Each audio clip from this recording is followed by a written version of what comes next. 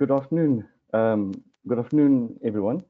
We are here this afternoon in a webinar that we are addressing artificial intelligence and cybersecurity in Africa with a specific perspective from South Africa and from Ghana.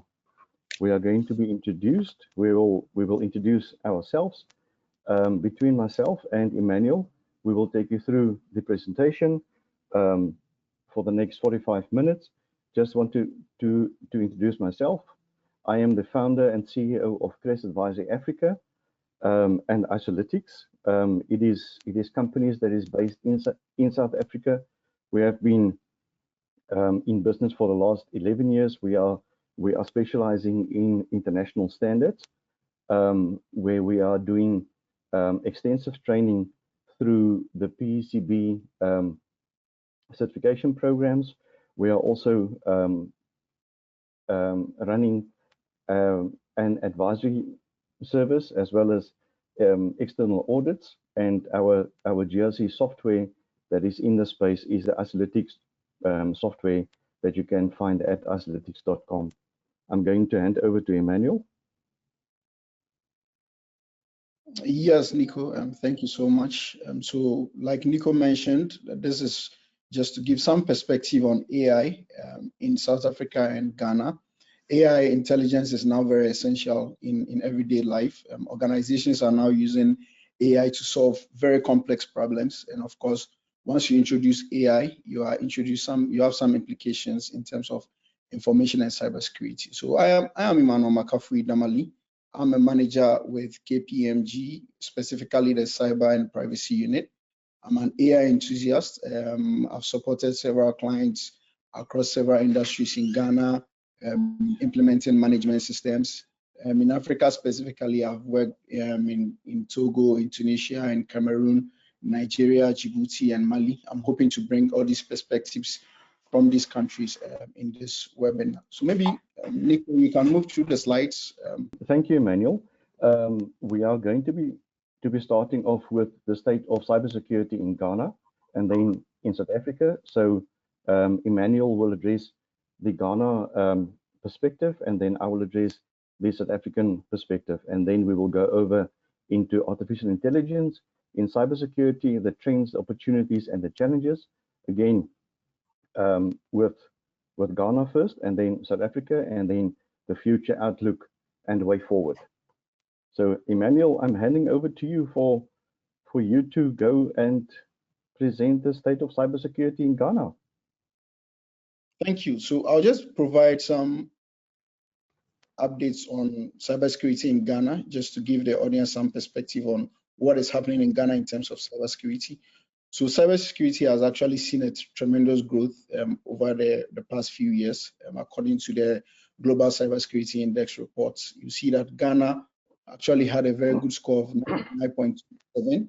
That's a tier 1 status, representing more like a role modeling cybersecurity of a country. We were there with the likes of Kenya, Mauritius, Rwanda, and Tanzania.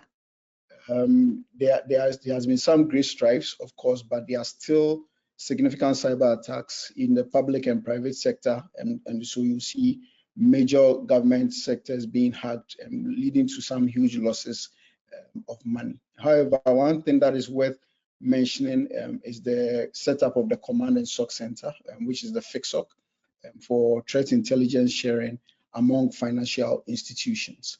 So these strides and the high score that you see is as a result of some good regulatory frameworks in Ghana. In Ghana, we have the Cybersecurity Act, which actually establishes Ghana's legal framework for cybersecurity, which mandates the creation of the Cybersecurity Authority. So the Cybersecurity Authority in Ghana actually regulates everything cybersecurity, enforces compliance, and coordinates any kind of incidents that occur. Also, we have the Data Protection Act, 2012 Act 843. This is very key in ensuring that privacy rights and compliance of data protection principles are adhered with. Non-compliance attracts penalties. And in recent times, we've seen some organizations being slapped with some penalties because of violations.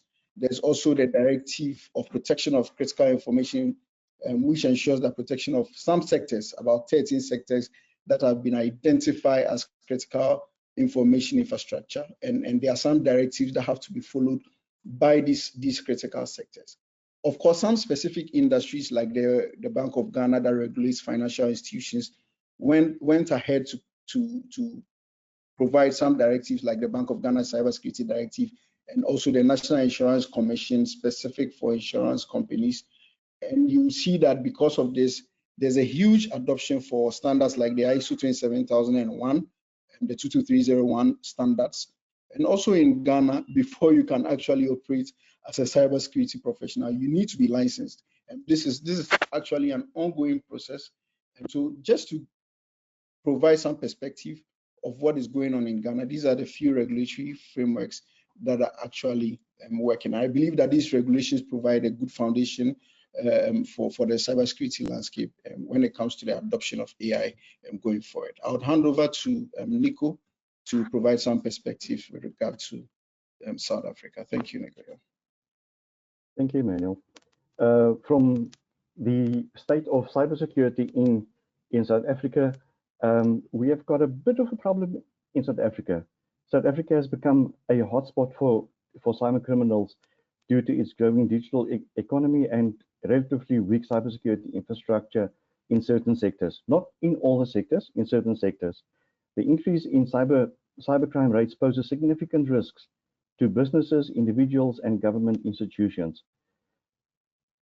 If we are looking at the statistics over the last few years, in 2022, the cost of cyber crimes in South Africa, we have lost billions in rands in cybercrime, with ransomware and financial fraud being the most common forms of attacks.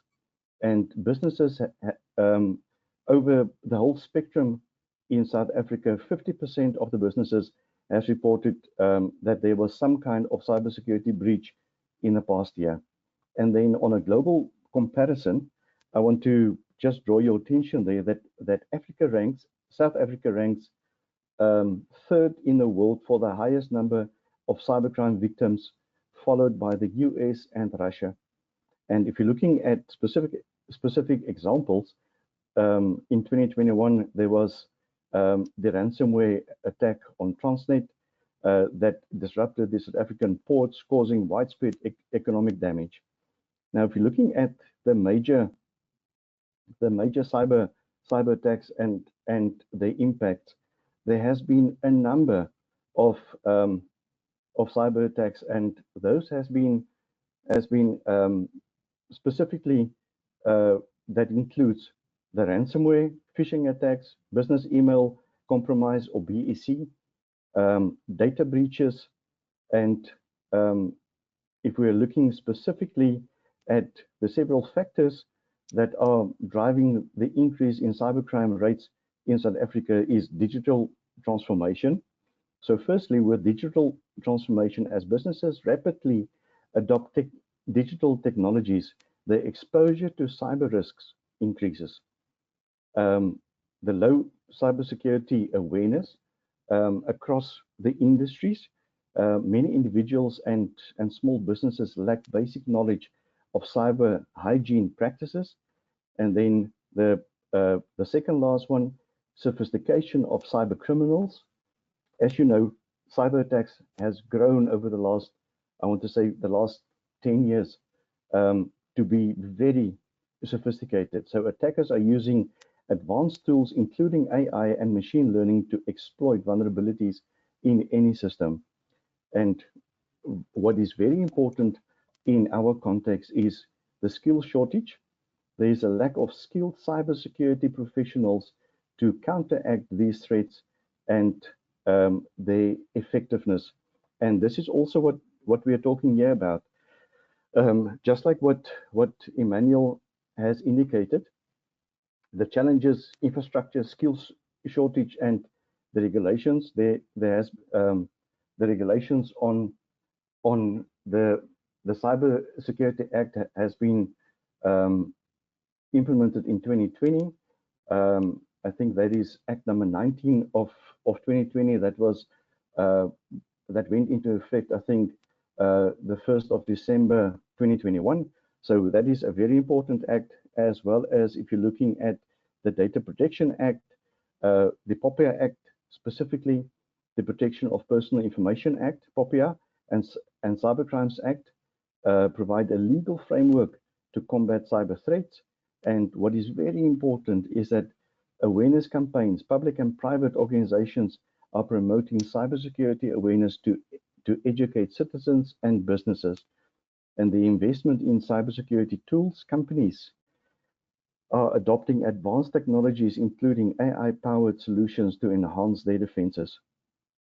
So the key challenges that we are looking at here is underreporting. Firstly, underreporting.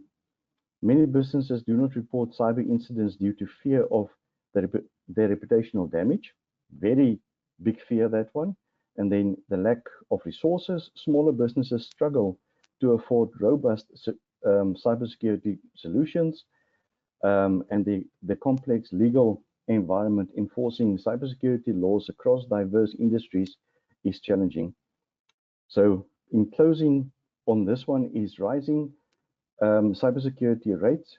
Rates is in South Africa highlight the urgent need for improved cybersecurity measures.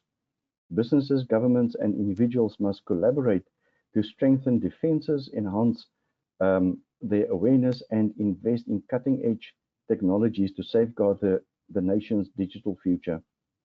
In terms of, just to provide some perspectives in terms of AI trends, I thought, of course, I work with KPMG. I thought, let me just present something on Africa CEO Outlook report. So this actually reports on several areas, which includes generative AI. And for this report, CEOs, it's a survey for all CEOs across Africa. And this year's reports looked at CEOs from East Africa, they looked at CEOs from West Africa, and CEOs from South Africa. So this report actually gives a very good perspective.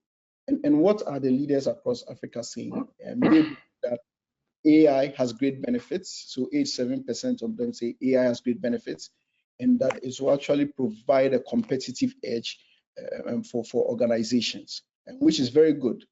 However, there's some uncertainty around the regulatory landscape, largely because of the unavailability of regulations for some regions.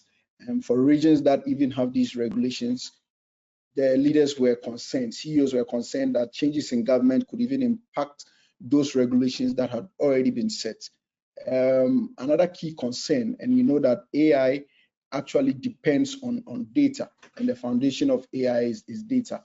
AI is fueled by data, as you know. However, the CEOs were not sure and were not confident that they were data ready and that there was data enough that they could rely on in terms of AI. So that was really low, 17%, only 17% of them were confident about data. Finally, the part that is worrying, and I think it's very good for the perspective of this webinar, is that 10% of CEOs were not confident about the existing cybersecurity measures in place. And so this is an area of concern, but the brighter side is that 60% were actually willing to invest in cybersecurity to, of course, address the risks that comes with AI. So this is just some perspective from the Africa CEO Outlook reports and by KPMG, and just before I move into some other perspectives. So maybe just to give a perspective in terms of AI regulations across Africa. So generally, countries are still adopting and coming up with AI policies and strategies. Africa Union is currently spearheading an ongoing drive to ensure there's a responsible use of AI. Ghana has a national AI, artificial intelligence strategy. I believe the data protection of Ghana is actually in the process of developing an AI policy, which is expected to be released soon. And the PECB, the EU AI Act, these are all AI regulations across the landscape. So this is just to provide some perspective across what's happening in Africa and specifically in Ghana. Of course, AI has challenges from an ethical point of view. There's some kind of bias and discrimination. These AI models, like I mentioned earlier, AI is trained based on data sets. You realize that most of these data sets are coming from Western countries, leading to some kind of bias. It doesn't even reflect the African culture, the language, the specific socioeconomic realities happening within Africa.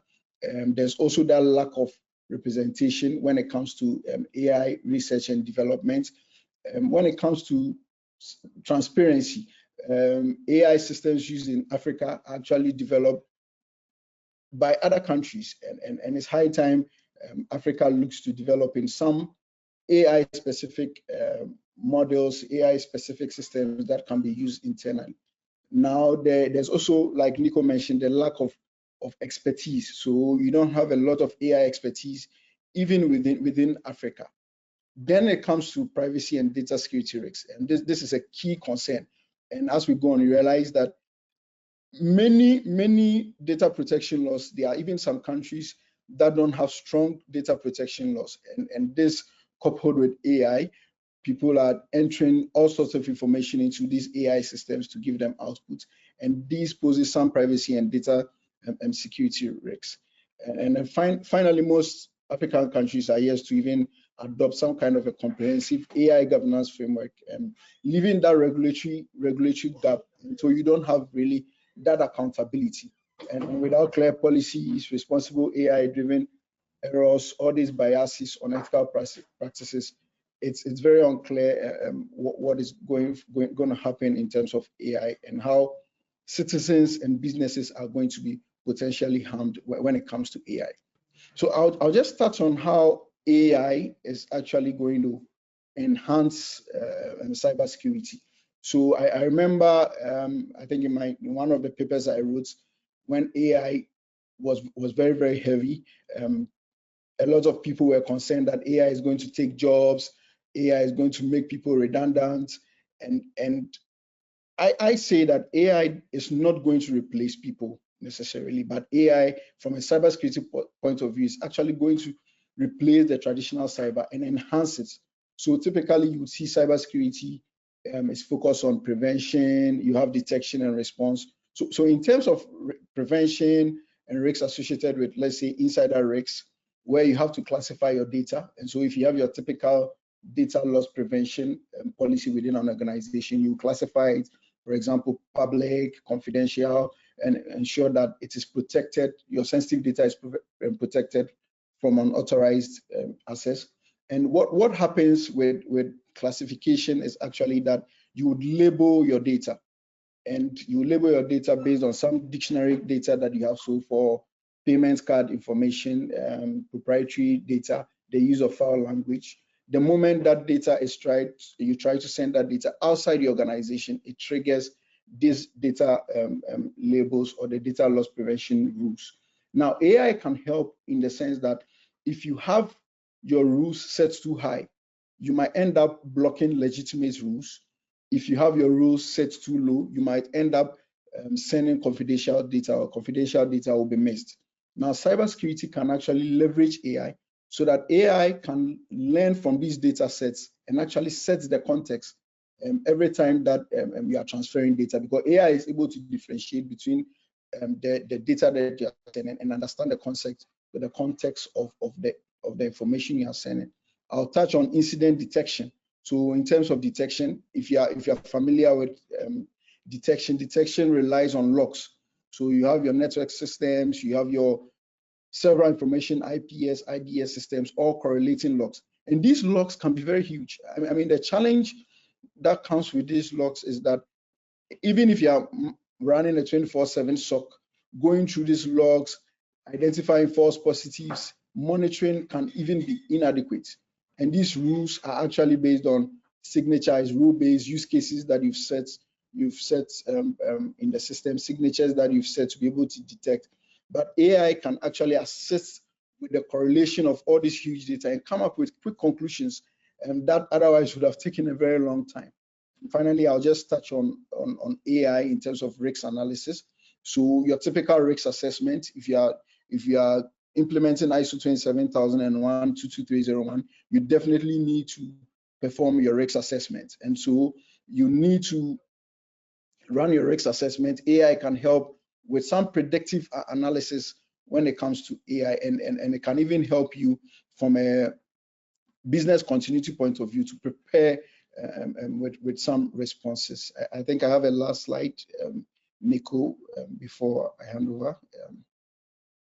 Yes, I actually wanted to touch on AI and some cybersecurity trends, AI and cybersecurity trends. So when it comes to shadow AI, if you are familiar with shadow IT, of course, it's the same concept where IT professionals, now cybersecurity professionals, can't even keep up with the ever-evolving AI environment. So you are seeing that there are a lot of AI solutions in the space. You don't know which AI solutions your users are using. An example is the case of Samsung. So Samsung had a hack where more of a leakage of source code information through the famous ChatGPT. And what you need to do from a cybersecurity point of view is to implement some technical controls to ensure that, first of all, you are blocking some of these solutions from being used within your environment. And also from a compliance point of view, you can come up with some rules or policies to ensure that only approved AI solutions are used within your environment.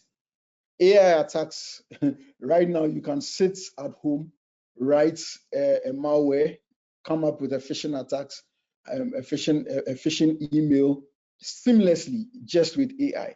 Now, watching out for just grammatical errors, trying to easily spot a phishing email is very, very difficult now. And these AI solutions are helping attackers come up with phishing emails that otherwise would have taken several days. And because of the risks of the use of AI, for example, in KPMG, we have our own in-house local model of AI that leverages the open AI model. So we are seeing a lot of organizations coming up with their own local models of AI. And then finally, just to touch on AI and enhanced security solutions, there are several AI enhanced security solutions. I think I saw the other day even BepSuite. There's even BepSuite AI. Microsoft has integrated, if you're familiar with Microsoft has integrated AI, Darktrace, the likes of Palo Alto.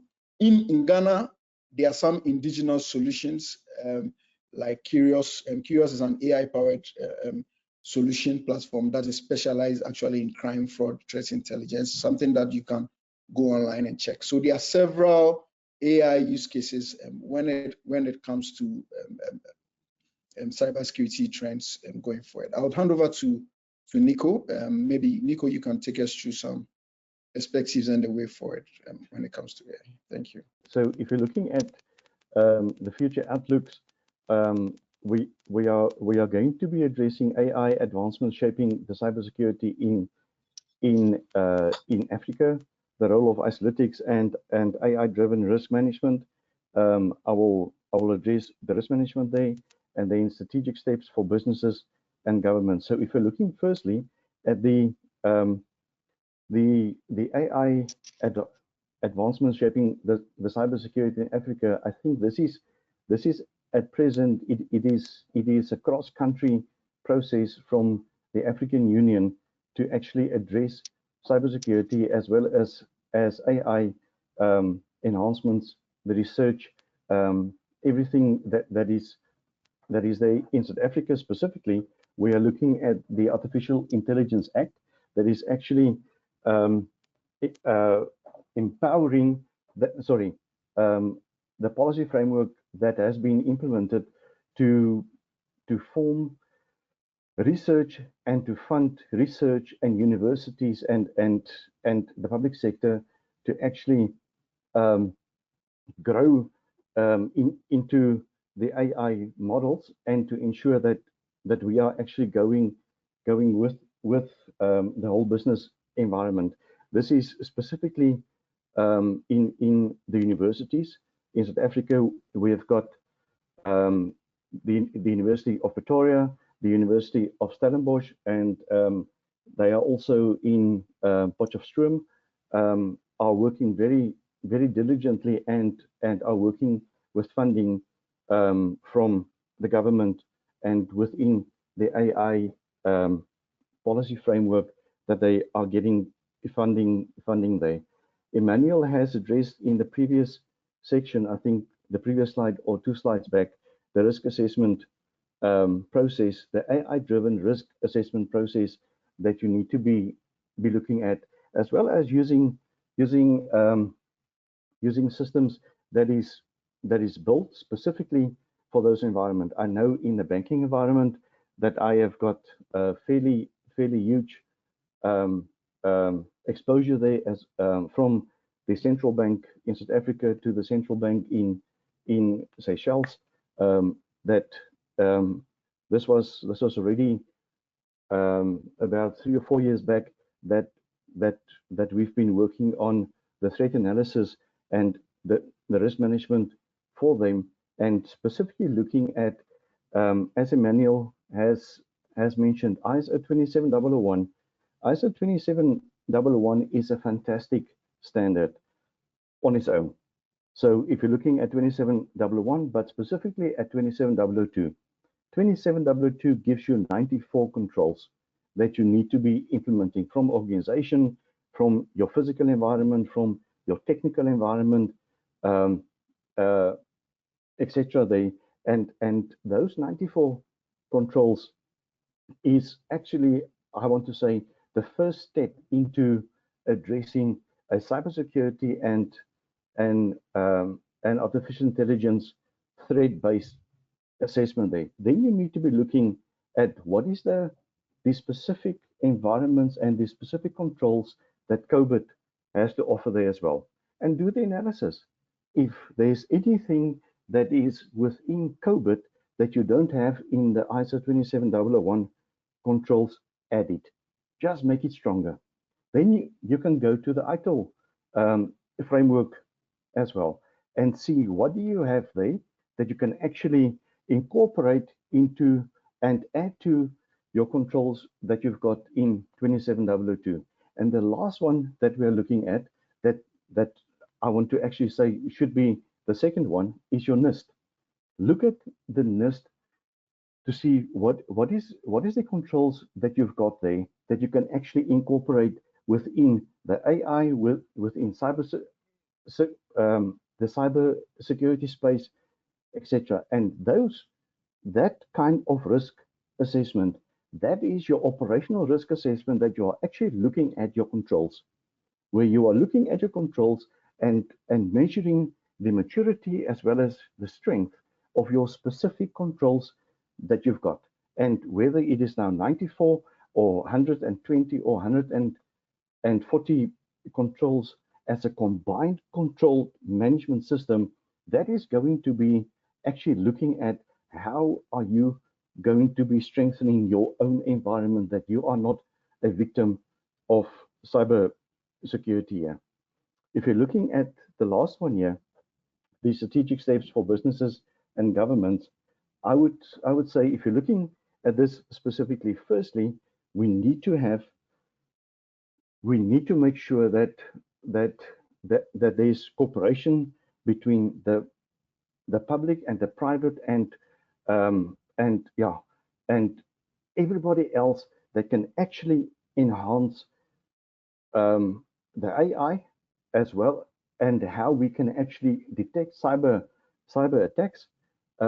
So that public-private partnership, PPP, is super important, and that needs to drive the research, the development, and the strengthening of our country's cyberspace.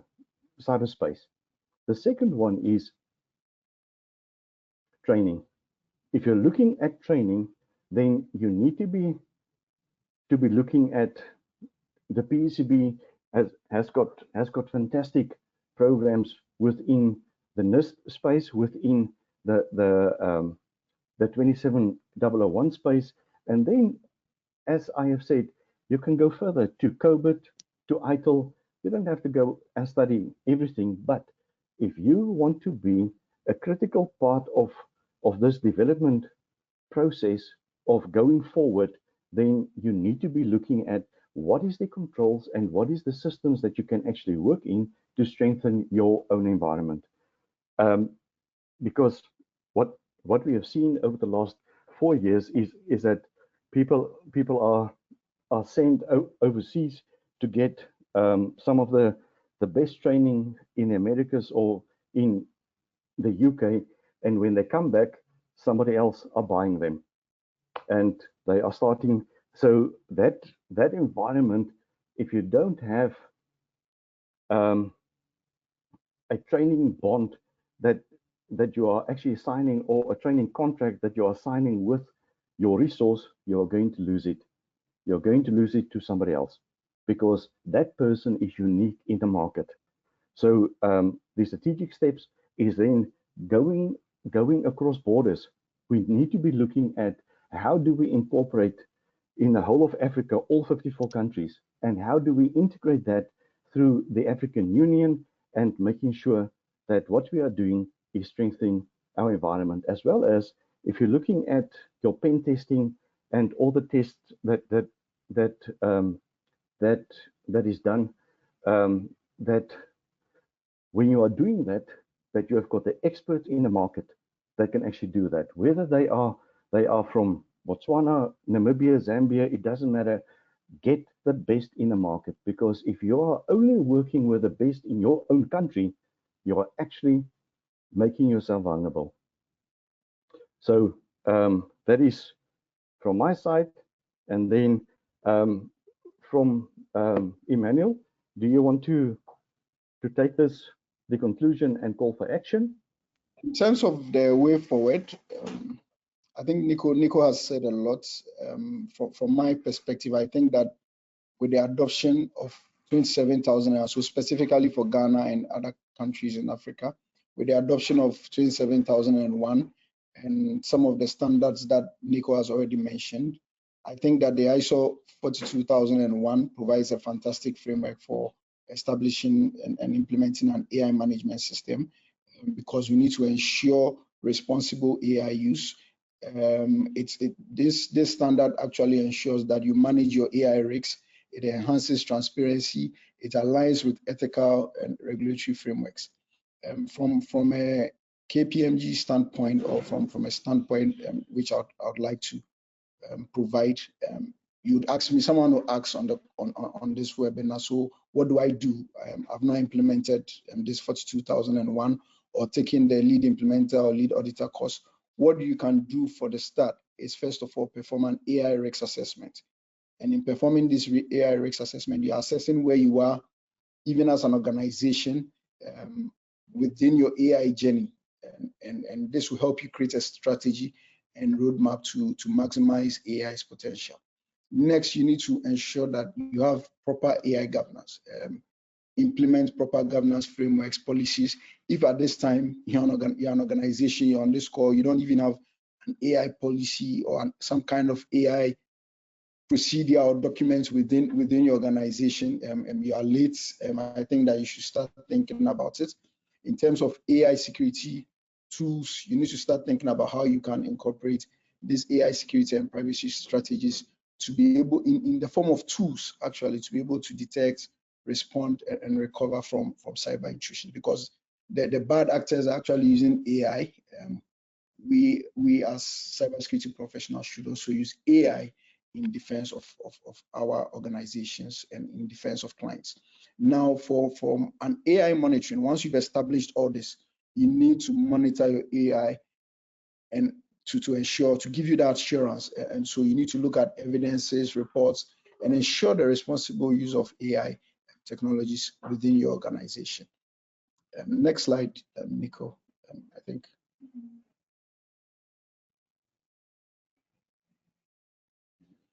Now, what will I ask in terms of the way forward? I think AI regulations and policies are key. I cannot overemphasize, like you saw during the presentations, countries like Benin, Egypt have gone ahead. Ghana, for instance, has the national AI cybersecurity national strategy for AI. I think that we should continue as a continent, as a country, to come up with some AI regulations and policies. Building AI capacity One of the key reasons why even Ghana's score was a 90, I think a 92, or we fell short of that 100%, was in terms of building capacity. And so we should be able to build capacity. For example, I was in the Lancaster University of Ghana, so they have a fantastic AI and robotics lab and trying to build talents around AI. We are looking at public services leveraging AI and becoming more efficient. There's a wonderful case study in Benin where they are using AI for revenue collection. And this is a wonderful example and something that African countries and Ghana can even look at and adopt going forward. Investment is key. These AI systems and solutions infrastructure, the call for investment is key to be able to establish these AI data centers in Ghana. You need, in Ghana and Africa as a whole, you need stable electricity, you need infrastructure, you need data centers to be able to build all this AI infrastructure. And my last point, which I would say, is that AI risk assessment should be done. We've seen what AI is doing now. It's going to change in the coming years. We need to continually, with some risk assessments, and then modify and adopt to these changes with the results from these AI risk assessments.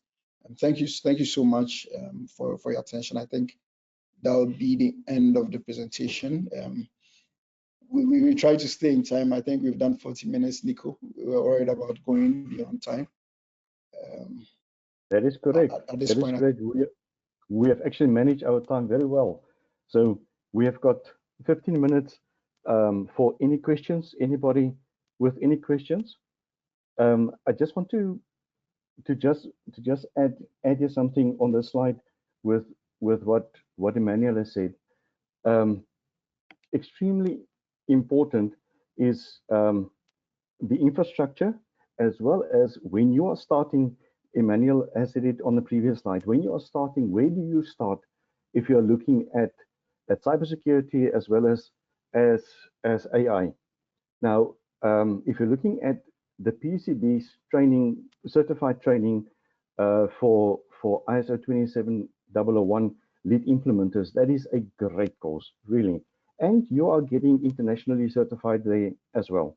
Now, if you are on the implementer level, then I would also say that ISO 27002, you need to actually not only study it in terms of ISO 27001, you need to go and study it as a separate standard as 27002, because within 27002 it gives you a lot more, the whole analysis and the guidelines and everything in terms of what you need to have to actually address that specific control. And then add on to that the ISO 42001, that is artificial intelligence lead implementer. You can be lead implementers on these levels as well as lead auditors, because these are certifiable standards. They have got the high level structure that you've got in ISO 9001 as well. So I just want to go over to the Q&A section. So please, anybody, if you've got questions, you've got it there on the chat. If you want to chat to us.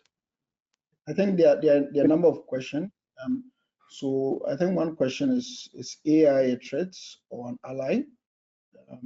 Given that organizations have varying user access policies across different departments, how can AI be leveraged to manage and mitigate the risks of shadow IT while still enabling automation for daily tasks? I don't know if you want to take it. I mean, you can take it. You can take it.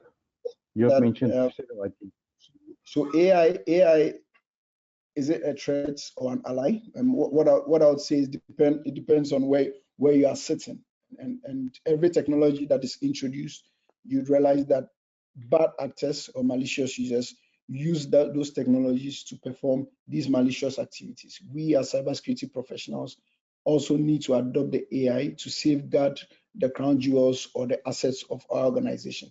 So I would say that AI is actually either a threat or an ally, depending on where you are sitting. Even from a phishing point of view, like I mentioned, bad actors are using these AI solutions to come up with phishing attacks that are even more difficult to identify.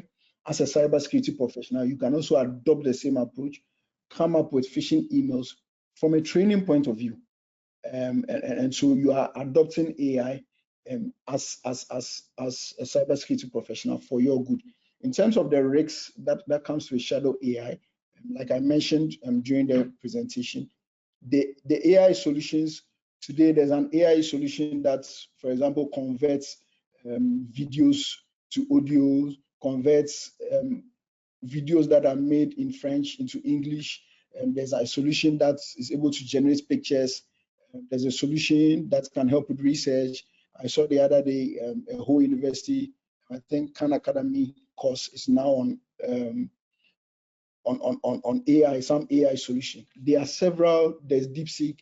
All these solutions, you cannot possibly keep track as an IT professional and blocking these solutions. What you can do actually, like I mentioned, is to come from a policy point of view. So when Samsung was leaked some information of their source code, they actually now came up with a policy that restricted users from using AI solutions. The other thing you can do is to come up with your own internal local model. For example, in KPMG, we have our own local model of AI. So you can chat, communicate without the risk of exposing client information, without the risk of exposing proprietary information, I beg your pardon, into that space. And so these are ways in which you can actually address shadow AI risks. So I hope I answered your question. Yeah. Thank you, Nico. Over to you. Thank you. Thank you, Emmanuel. I see that there's another question here. How can AI development in Africa address ethical concerns like data bias, the digital divide, weak data protection, and job displacement, while ensuring inclusivity and fairness for governance, industries, and the public? Emmanuel, I see that you are already shaking your head there. Go ahead. I will add. Okay.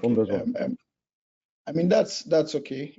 I can take that. In terms of the AI bias, like I mentioned also in my presentation, AI is trained on data sets. China has come up with DeepSeek. All these solutions are being developed by the West. How can we ensure that Africa is included even in this data set? And to avoid this bias, we have to build capability within Africa. That's one area. And we also have to make sure that we are like from the CEO outlook that I mentioned.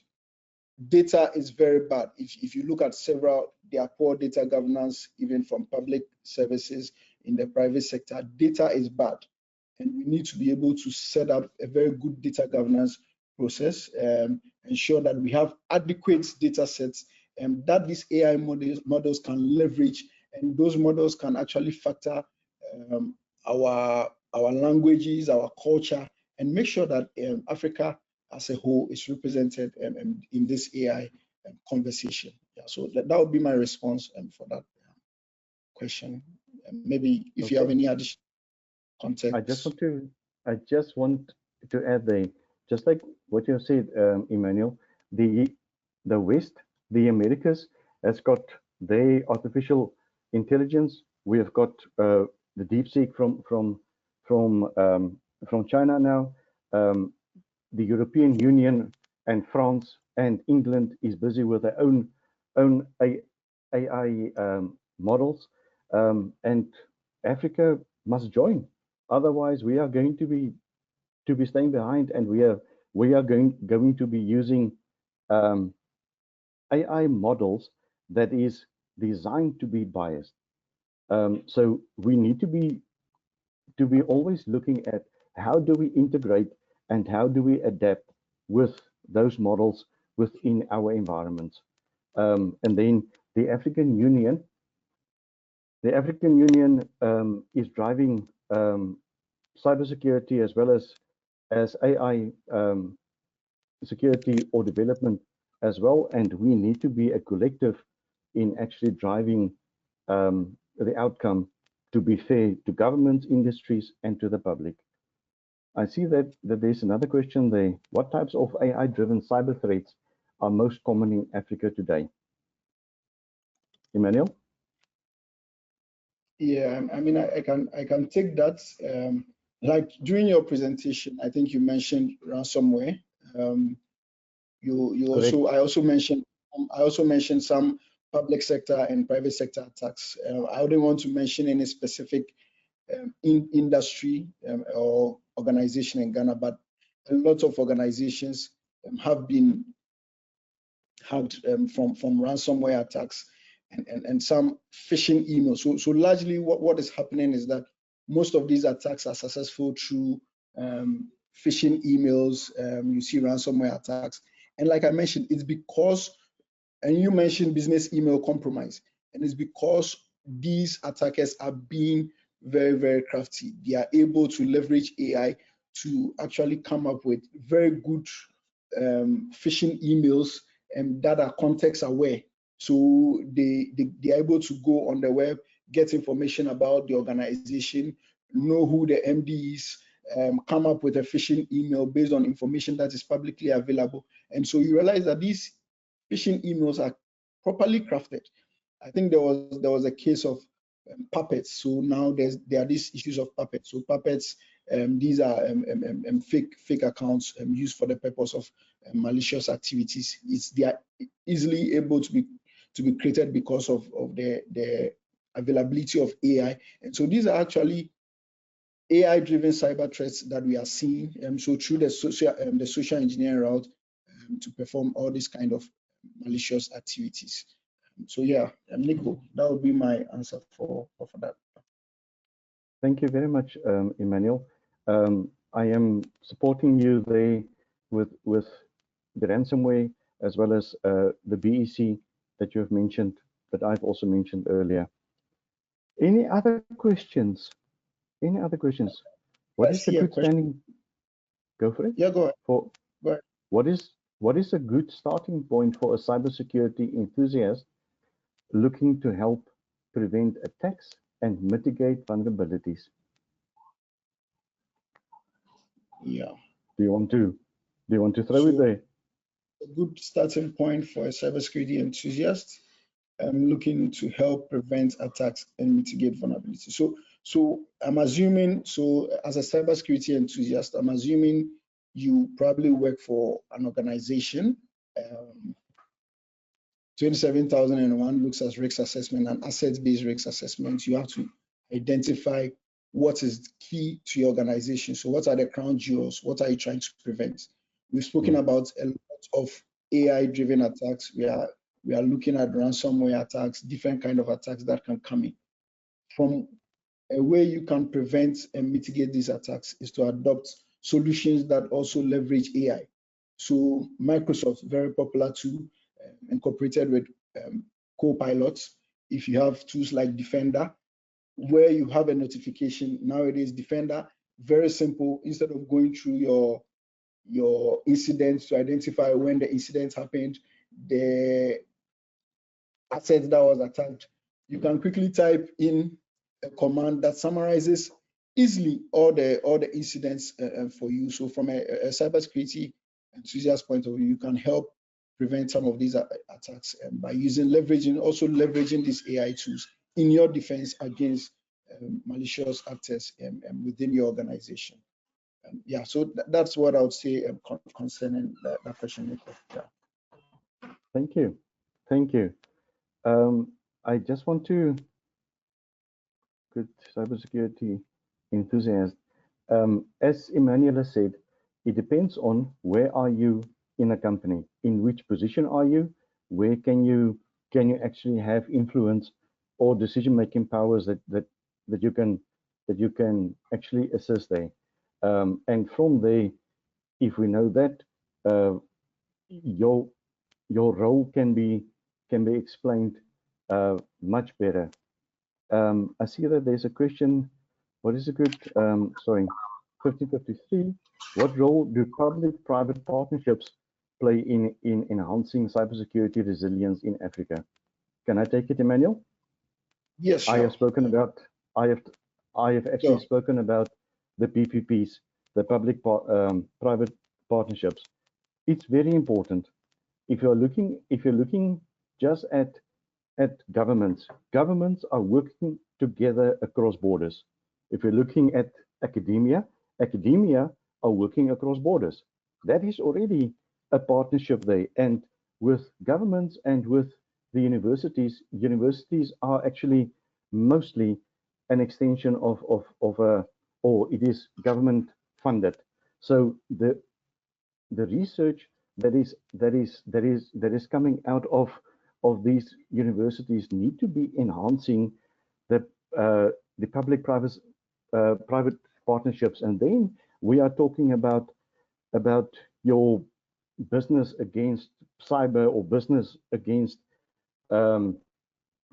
attacks, or some kind of structure that is actually working with the businesses, where business, the government structures as well as academia are actually sitting together and design a framework that is actually going forward, not only in your own country, but also across borders. So very important that those PPPs are strong, and that it is actually addressing our whole continent. There's a question there: what is the difference between AI risk assessment and AI gap analysis? Emmanuel, you have addressed it, I think, in your last slide, where you have spoken about this is where you are, this is where you are going to. Yeah. So I mean, this is a gap analysis is an assessment of a current state of a system based on your targets and where you are. So basically, where you want to be in your AI journey, what is the gap between where you are and where you want to be in your AI journey? Of course, benchmarking it against standards like the 42001 that I mentioned. And this is AI gap analysis. When it comes to risk assessment, it's assessing the risks from an AI point of view, and to identify the risks that is your organization is exposed to with the use of AI. Also, you can also look at it from the context of you performing a risk assessment and leveraging AI to perform that risk assessment. So that's the difference between the AI risk assessment and then the AI gap analysis. I see there's another question. Nico, what types of companies should consider ISO 42001 certification? I think we recommended the ISO 42001 certification. If you ask me, if you're an organization that is looking to leverage AI, and like the CEO Outlook report that I shared, it says that AI has the ability to actually be a differentiator for you as an organization. So if you're an organization now and you are not leveraging AI, I think that you are way behind. Once you are leveraging AI, be it in your ERP solution, whatever industry in which you are, I think that you should consider adopting the ISO 42001 certification. And the good thing about the 42001 certification is that it seamlessly interfaces with the 27001 because of the similarities in the management clauses. And so if you already have a ISO 27001 standard, 20000, 22301 standard, it's even seamless. It's easy to adopt these standards as an organization. I think there's the last. I want to add the Emmanuel, that if you're looking at, I'm just going back to that ISO 42001 certification. If you're looking at a company that is actually building AI, then I would say go for the certification, because you are going to be putting something out into the environment that need to be ethical, that need to be governed, that need to be compliant. If you are not specifically working with AI, then I would actually start with ISO 27001, because ISO 42001, if you go through the controls, many of those controls, especially on your technical part in clause 8, I think there's 34 controls. You need to be compliant with that as well, to be compliant with ISO 42001. So that is, as Emmanuel has said, that is actually a seamless process that needs to be built within 27001, 27002, 42001, as well as 22301. Very important that you are actually differentiating yourself there. This last question, we are on close to. This is actually our last one. Africa is often seen as a consumer of AI technology rather than a leader in AI innovation. Correct. This is what we have said in our discussion now as well. What steps can South Africa, Ghana, and other African nations take to compete globally in AI development? I would say start develop, start to collaborate, start to actually work together as pockets of excellence, and then through those pockets of excellence, and universities has got time, and there is universities in every country. Emmanuel has referred to the English one that is in your country now, Emmanuel. Lancaster. Lancaster. So there is local universities that is actually developing outward, and external universities that has got external knowledge that we can leverage as well. We need to decide, and this is why I was actually talking about the African Union. There is a lot of structures that we can actually use to work together to make sure that what we are doing is actually benefiting this whole continent. And as you were saying there, we are consumers at the moment. We are just consumers, and we need to change that. Emmanuel, your position on that? I think that would be all from me. I think you've said it all. Thanks to everyone for joining. I think the recording and the presentation will be shared. I think this has been an insightful discussion. I have learned one or two things from the South Africa cybersecurity landscape. Yeah, so that would be all from me. Nico. Thank you very much, Emmanuel. Thank you for the PECB for organizing this. This has been really, the questions was good. The presentation, Emmanuel, thank you very much for the collaboration between yourself and me, and everybody. Thank you. See you at the next one.